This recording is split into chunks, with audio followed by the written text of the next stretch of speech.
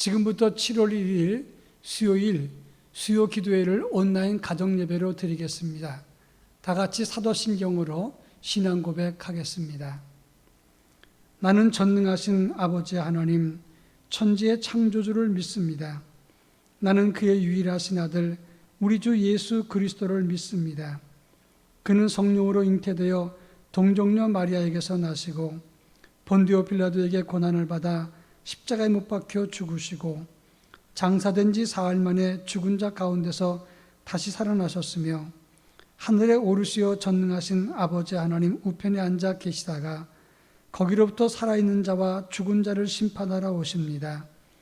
나는 성령을 믿으며 거룩한 공교회와 성도의 교제와 죄를 용서받는 것과 몸의 부활과 영생을 믿습니다. 아멘. 찬송가 446장 주 음성 외에는 다 같이 찬송하겠습니다.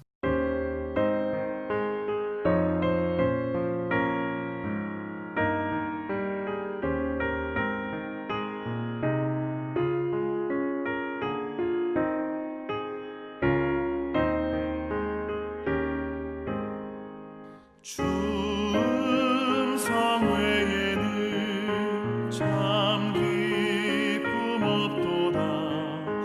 날 사랑하신 주 늘 계시옵소서. 기쁘고 기쁘도다. 항상 기쁘도다. 나 주께 왔사오니 복 주옵소서.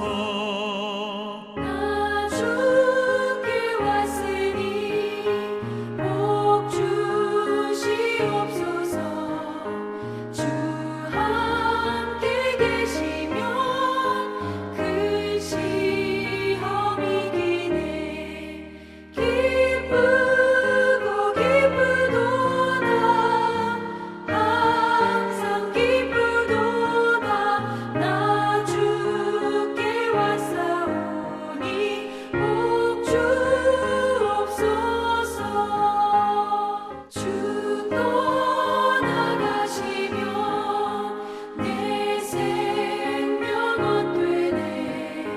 기쁘나 슬플 때 늘 계시옵소서. 기쁘고 기쁘도다. 항상 기쁘도다. 나 주께 왔사오니 복 주옵소서. 그 귀한 언약을 이루어 주시고 주 명령 따를 때 늘 계시옵소서. 기쁘고 기쁘도다.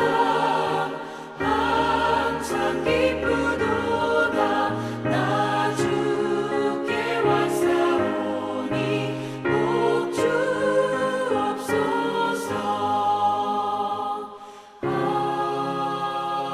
아멘.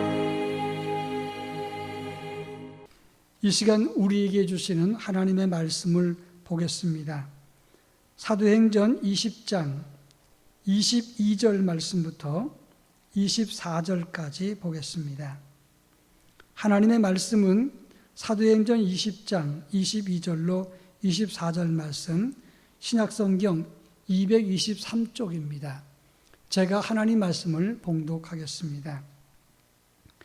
보라, 이제 나는 성령에 매여 예루살렘으로 가는데 거기서 무슨 일을 당할는지 알지 못하노라.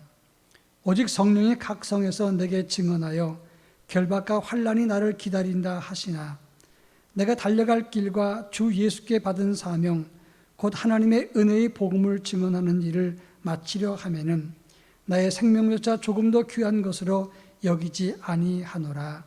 아멘. 이 시간 이상희 목사님 나오셔서 내가 달려갈 길, 그런 제목으로 하나님 말씀을 증거해 주시겠습니다. 배우 하정우 씨는 아침에 일어나 러닝머신에서 50분가량 강남에서 마포까지 출근길을 약 3시간 정도 걸어서 3만 보를 채운다고 합니다. 그런데 단순히 이것은 건강 때문만이 아니라고 하는데요. 걷기에서 잊지 말아야 할 것들이 인생과도 닮아있기 때문이다 라고 이야기를 합니다. 그는 무명의 막막한 날 속에서도 또 잠까지 줄여가며 바쁜 일정을 소화하는 그런 지금도 자신을 유지하게 하는 힘이 된다라고 합니다. 삶의 태도에 일관성이 있고 그때나 지금이나 시간이 허락할 때나 바쁠 때나 늘 한결같음은 그의 인생에서 소신과 올곧은 그런 정신을 배울 수 있다는 것입니다. 우리의 신앙도 마찬가지입니다. 주님을 믿고 또 신앙생활에 있어서도 처음 믿었던 그 뜨거운 열정과 믿음이 변하여서는 안 된다는 것입니다. 우리는 삶 속에서 성령의 인도함을 받아야 합니다. 그래야 내 뜻대로의 걸음이 아니라 성령으로 인하여서 순종의 길을 걸어갈 수 있다라는 것입니다. 성령의 인도함에 따라 철저하게 순종하며 따라가는 오늘 바울의 모습에서 우리는 도전을 얻습니다. 바울이 왜 위대한가? 그렇게 순종하며 가는 그 바울이 자신의 앞에 진행될 그 일들에 분명한 응답을 받지 않고 진행하고 있다라는 것입니다.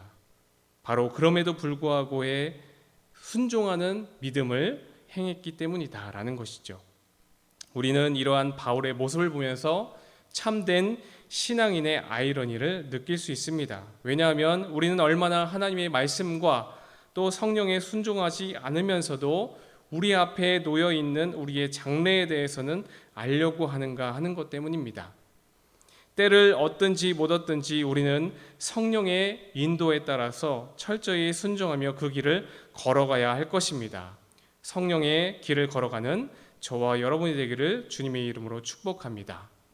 오늘 읽은 사도행전 20장은 바울이 3차 전도 여행 중 가장 그러한 중요한 부분에 대해서 기록하고 있습니다.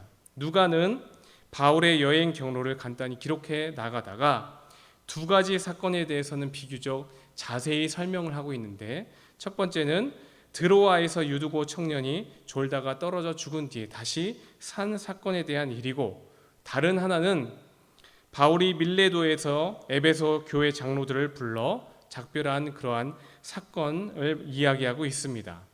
누가는 큰 비중을 두어서 바울의 고별 설교에 대해서 자세히 기록을 하고 있는데, 이것은 독자로 하여금 중요한 의미를 담고 있다라는 것을 이야기해주고 있다라는 것입니다.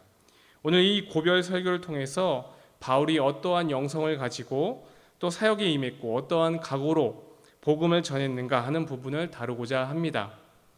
뿐만 아니라 바울의 이러한 자세가 교회의 장로들, 더 넓은 의미에서 주의 성도들 역시 어떠한 영성과 자세로 교회를 섬겨야 하는지에 대한 영적인 교훈을 함께 살펴보기를 원합니다. 먼저 함께 22절의 말씀을 같이 한번 읽어보겠습니다. 보라, 이제 나는 성령에 매여 예루살렘으로 가는데 거기서 무슨 일을 당할는지 알지 못하노라. 아멘. 첫 번째, 바울은 성령에 매여 멈추지 않고 진군했다라는 것입니다. 22절에 바울이 자신이 성령에 매여 예루살렘으로 간다라고 말했습니다. 여기서 성령의 매임을 받아라는 표현이 주의를 끕니다. 이에 대해 학자들은 대체적으로 두 가지로 해석을 하는데, 첫 번째는 영에 있어서, 바울의 영혼에 있어서라고 해석을 하고, 다른 하나는 푸뉴마를 성령으로 해석하여서 성령에 의해 강력한 충동과 속박으로 인하여라는 의미로 볼 수 있겠습니다. 이는 문법적으로 내용적으로 둘 다 가능하다는 것인데, 후자의 입장을 선호하여서 바울은 성령에 사로잡혔다라는 의미로 해석해 볼 수 있겠습니다. 일반적으로 매임을 받았다라고 하면 사슬에 매이거나 감옥에 갇혔거나 그렇게 그런 것들 떠오를 수 있는데, 다시 말해서 육신에 있어서 매임을 당한 것으로 생각해 볼 수 있다라는 것이죠. 그러나 바울은 지금 그게 아니라 그의 육신적으로 매여 예루살렘을 향하였던 것이 아니라 온 마음과 또 주의 성령으로 인해 예루살렘으로 향하고 있다라고 설명할 수 있는 것입니다. 그보다 더 중요하게 보아야 하는 것은 어디에 매임을 받았는가 하는 것이죠. 사도 바울이 2차 전도 여행 때 당시 고린도에 이르렀을 때 회당에서 예수의 복음을 전했고 늘 있던 대로 박해를 받았고 늘 하던 대로 그 도시를 떠나려 했습니다. 그런데 하나님께서 바울에게 새로운 비전을 주시면서 이 성에 내 백성이 많다라고 말씀을 해주셨습니다. 이방인을 하나님의 백성으로 부른 유일한 장소이며 바울은 이때부터 적극적으로 이방인 선교를 시작하게 되었습니다. 이러한 새로운 원리 발견 이후에 장기 목회로 선교의 이 패턴에 변화를 주었던 이 사도 바울은 에베소에서 이러한 큰 효과를 얻게 되었다라는 것이죠. 두란노 서원을 중심으로 말씀 목회로 뿌리를 내리고 도시 전체를 변화시키는 성공적인 목회를 하였습니다. 그러나 바울은 에베소에서의 그러한 성공적인 목회에 안주하지 않았습니다. 에베소 목회에 성공한 바울은 안주하지 않고 그간 고생도 많았으니까 성공한 목회의 여운을 느낄 수도 있지만 그러나 예루살렘으로 올라가기로 굳게 결심을 합니다. 바울은 왜 예루살렘으로 가려 했는가? 모두가 바울을 말립니다. 지금은 때가 아니다. 가면 죽을지도 모른다. 지금 예루살렘의 분위기는 매우 험악하다. 심지어 바울의 목을 안고 우는 사람도 있었습니다. 가지 말라고 말이죠. 그러나 아무도 바울의 고집을 꺾을 수 없었습니다. 바울은 자기가 가야 할 이유에 대해 이렇게 말합니다. 23절과 24절입니다. 오직 성령이 각 성에서 내게 증언하여 결박과 환난이 나를 기다린다 하시나 내가 달려갈 길과 주 예수께 받은 사명 곧 하나님의 은혜의 복음을 증언하는 일을 마치려 하면은 나의 생명조차 조금도 귀한 것으로 여기지 아니하노라. 바울은 받은 사명을 이루기 위해서라면 자신의 목숨도 아까워지 않았습니다.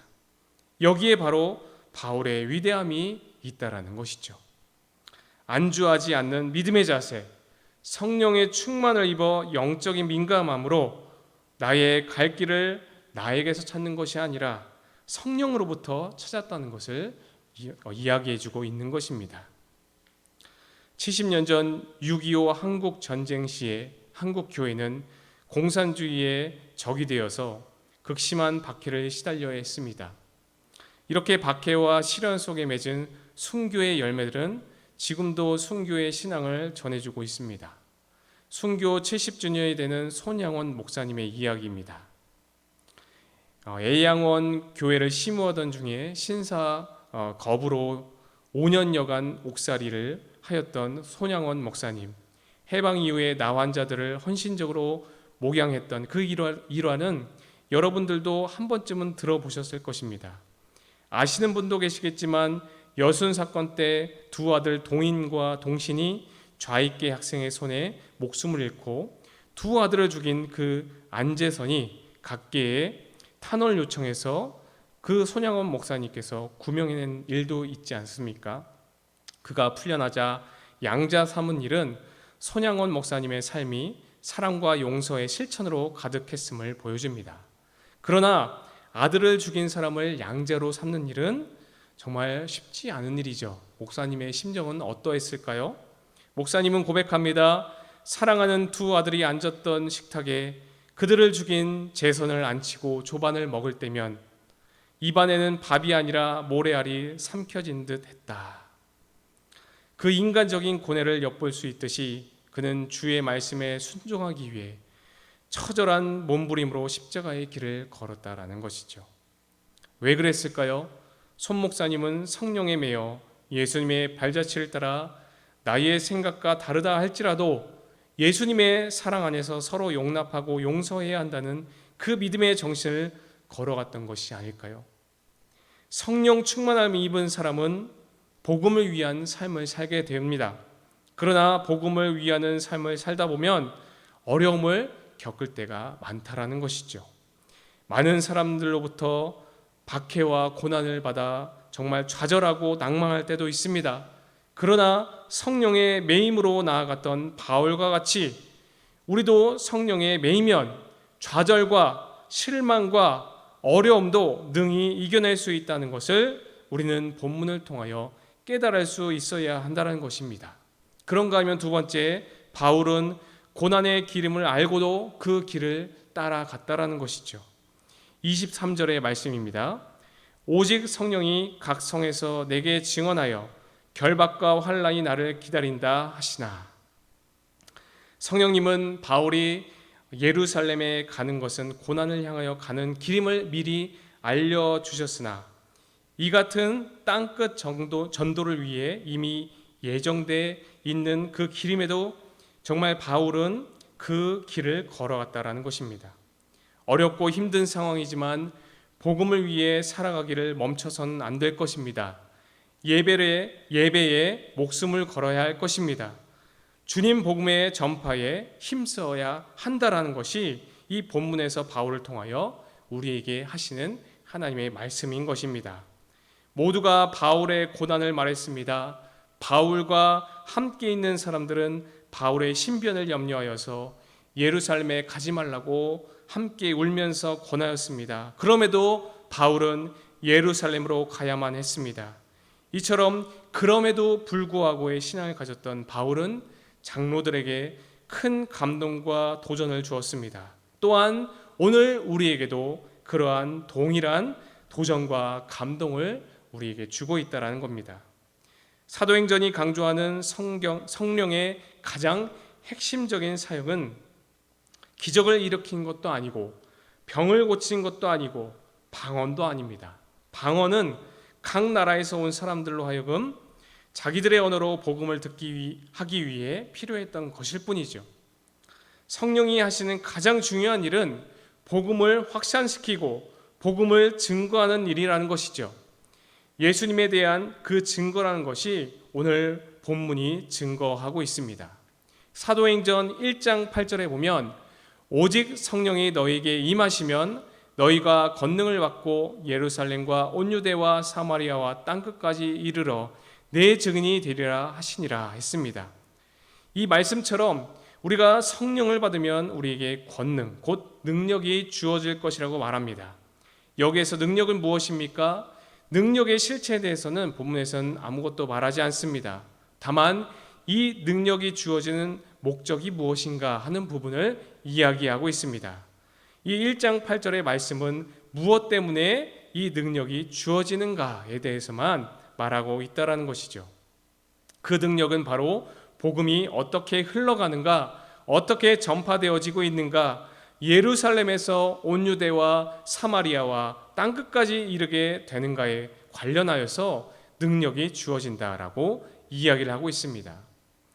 우리가 바라는 능력은 내가 처한 위기에 그것들을 모면하고 고난으로부터 탈출하고 내가 어떠한 중심이 되고 얻는 것을 얻게 되는 그런 화려한 능력이나 권력을 의미하지만, 그러나 성령의 임하심은 그런 식의 능력이 아닙니다. 이 능력은 어찌 보면 고난을 당하는 능력인 것입니다. 우리가 기대하는 것과는 상반된 것이죠. 오히려 때리면 맞고, 가두면 갇히고, 빼앗으면 빼앗기고, 끌고 가면 끌려가고, 돌을 던지면 돌을 맞아 죽는 그런 능력을 말합니다. 바울은 그런 길을 알고도 걸어갔다라는 것입니다.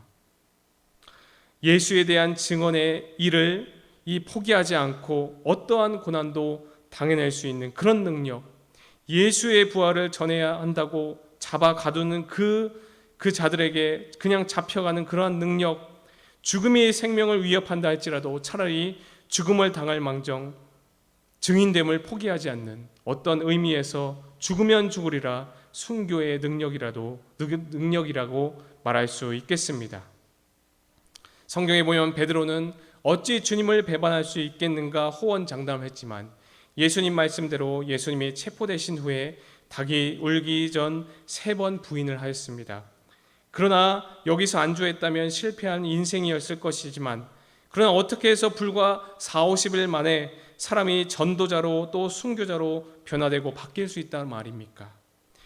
눈에 불을 켜고 예수쟁이들을 잡고 예수 복음을 전파하는 사람을 회방하고 옥에 가두기에 열심이었던 사울이 어떻게 목숨을 걸고 유럽 소아시아를 전도하며 신약의 대다수의 책을 쓰게 되는 사람으로 변화되었단 말입니까? 이것이 성령님이 임하시고 권능을 받은 결과라는 것입니다. 알고 행하는 것은 쉬운 일이 아닙니다. 알기 때문에 위축될 수 있고 머뭇거릴 수 있고 멈춰 설 수 있습니다. 더욱이 그 길이 고난의 길이고 쉬운 일이 아니라는 것을 알았을 때는 선뜻 나설 수 없다라는 것이죠. 그러나 분명한 목적과 사명을 알고 있는 사람은 그 길을 서슴지 않고 나아갈 수 있다는 것을 우리는 본문을 통하여서 교훈하고 있음을 깨달아야 할 것입니다. 마지막으로 세 번째, 우리에게 주시는 영적인 교훈 무엇인가? 바울이 자신의 목숨을 아끼지 않고 나아갔을 때 하나님의 큰 역사가 임했다라는 것입니다. 바울의 이 선교 사역의 가장 큰 성공의 비결은 무엇인가 하니 그것은 그가 이적과 기사를 행했다거나 학식이 뛰어났다거나 또한 기도 생활을 열심히 했다는 데 있지 않습니다. 물론 이러한 것들도 귀하고 사역에 있어서 중요한 요소이지만 그의 선교 사역에 있어서 가장 중요하고 본질적인 것은 그것이 아니었습니다. 바로 자기 목숨을 돌아보지 아니하고 복음을 전한 것이라 말할 수 있겠습니다. 죽으면 죽으리라 순교 신앙을 가지고 복음을 전했다라는 것입니다. 앞서 말씀드렸던 손양원 목사님은 평생 변하지 않는 그 신앙의 절개를 가졌던 분이셨습니다. 나환자들도 들어가기 어려웠던 그 두려워했던 중환자실을 수시로 드나들면서 복음을 전했던 일부터 공산군을 피해 모두가 피난길에 오를 때에도 남아있는 나환자들과 교회를 어찌 버릴 수 있겠느냐, 이 피난 권유를 끝까지 거절했던 매 순간이 순교를 각오한 삶이었습니다.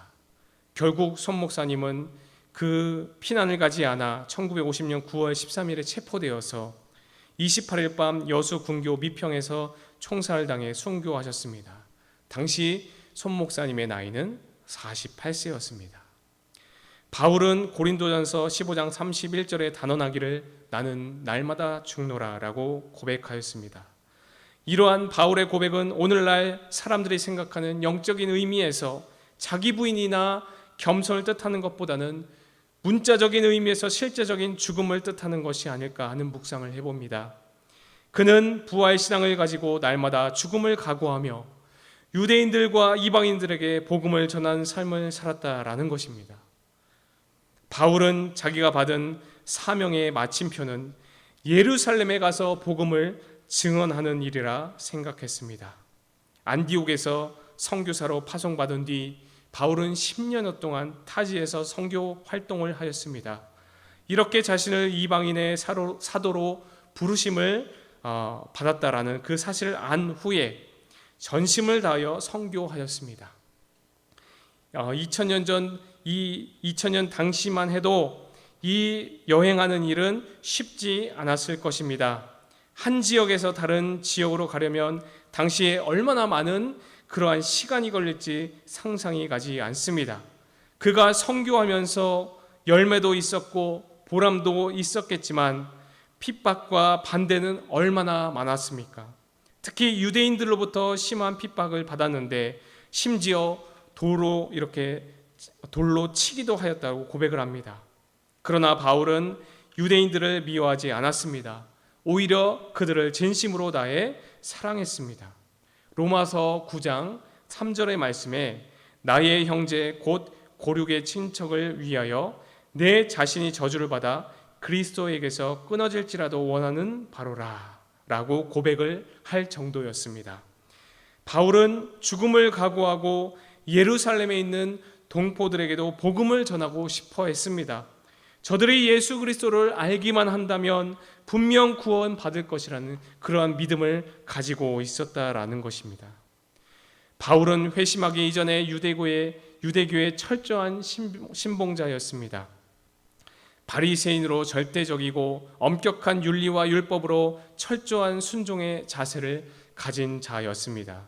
그러나 다메섹 도상에서 예수님을 만난 후에 그는 이방인의 사도가 되어서 남은 일생을 복음 전하는 일에 헌신하였습니다.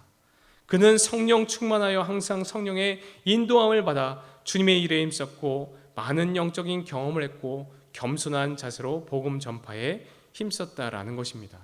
바울은 1, 2, 3차 전도 여행을 통해 수많은 사람들에게 그리스도의 복음을 전했으며 가는 곳곳마다 교회를 세우고 지도자를 양성하며 복음이 계속 전파될 수 있는 기초를 만들어 놓았습니다.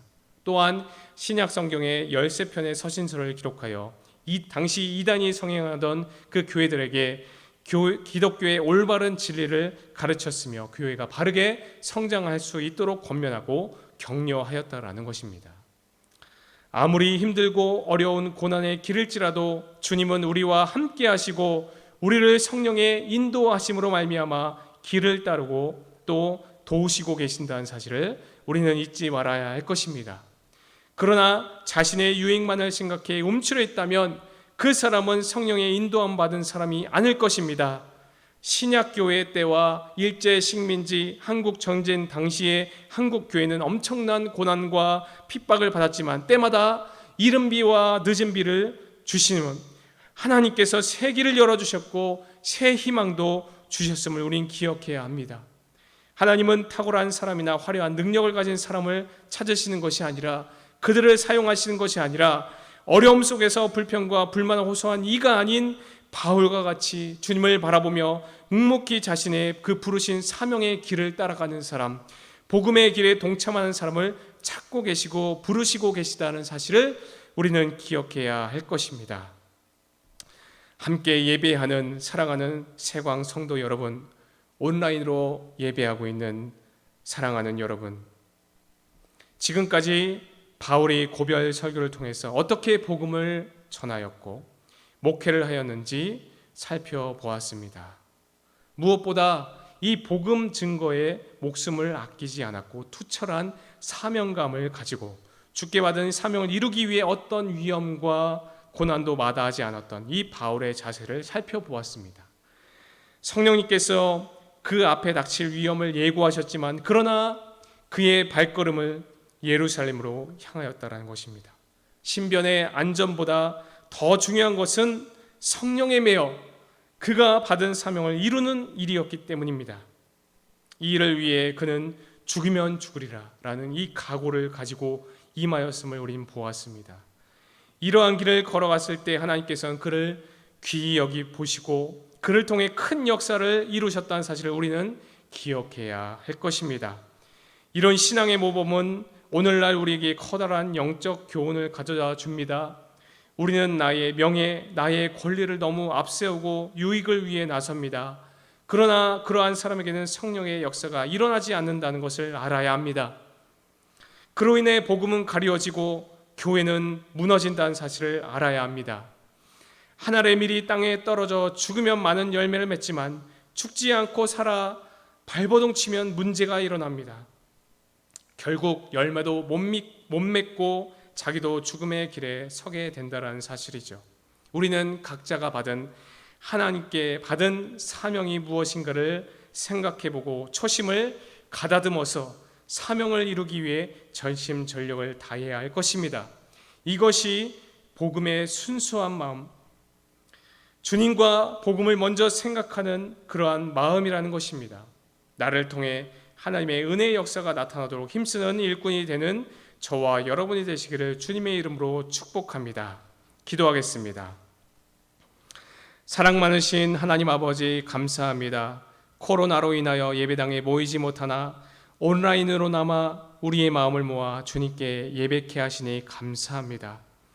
오늘 바울이 걸어왔던 사명의 길, 복음의 길을 어렵고 힘들지만 주님을 바라보며 걸어가는 능력이 우리에게 있게 하시고 자신의 생명을 아끼지 아니하고 주를 위해 헌신하였던 바울처럼 바울에게 하나님의 크신 영광을 주신 같이 우리에게 하나님의 영광을 덧입어 살아갈 수 있는 사명을 허락하여 주시옵소서. 죽으면 죽으리라의 각오를 가지고 예배 자리에 있게 하여 주시고 복음의 길을 걸어갈 때 하나님께서 우리에게 새로운 희망을 열어주실 것을 믿습니다. 하루빨리 코로나가 진정되며 그로 인해 고통받는 이들에게 치유의 옷을 덧입혀 주시옵소서. 감사를 드리며 이 모든 말씀 살아 역사하시는 예수님의 이름으로 간절히 기도드리옵나이다. 아멘. 다 같이 찬송가 511장 예수 말씀하시기를 함께 찬양하겠습니다.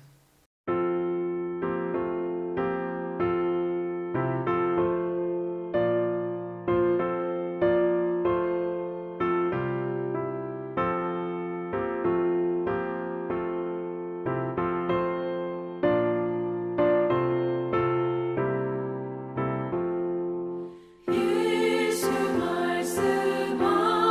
말씀하시기를 누가 오늘 일할까 곡식이고 거둘 테니 누가 추수하리요 무한상을 주시려고 일할 사람 부르니 주의 직분 맡으려고 대답하리 누구냐.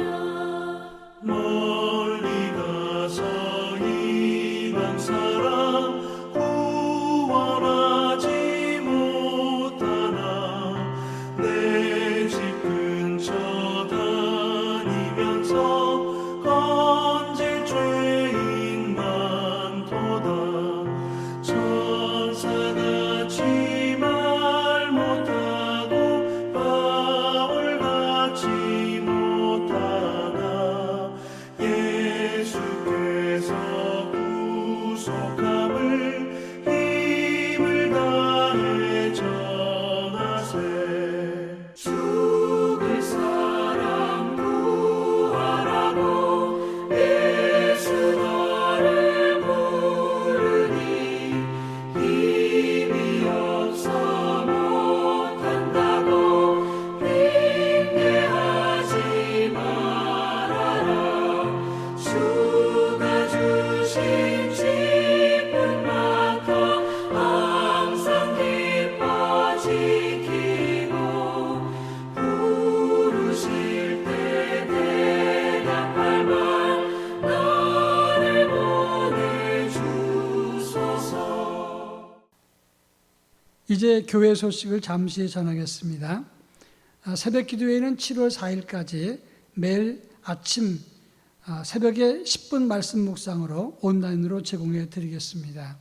다음 주 수요 예배는 현장 예배를 드리고 심야 기도회는 7월 10일서부터 재개가 되겠습니다. 이번 오는 주일은 맥주 감사 주일입니다. 지난 반년 동안 우리를 지켜주신 하나님께 감사하는 마음으로 맥주절을 잘 준비해 주시기를 바랍니다. 오는 주일날 교회학교 예배 안내를 드리겠습니다. 본래 예정대로라면 오는 주일날 각 부서별로 다 예배를 드리겠지만 최근에 학부모들이 염려하는 바가 있기 때문에 이번 오는 주일 맥주 감사 주일을 온라인으로 드리겠습니다. 청년부를 제외하고 영유아 유치부, 아동 1, 2부, 중고등부 모두 다 온라인 형태로 예배를 드리도록 하겠습니다.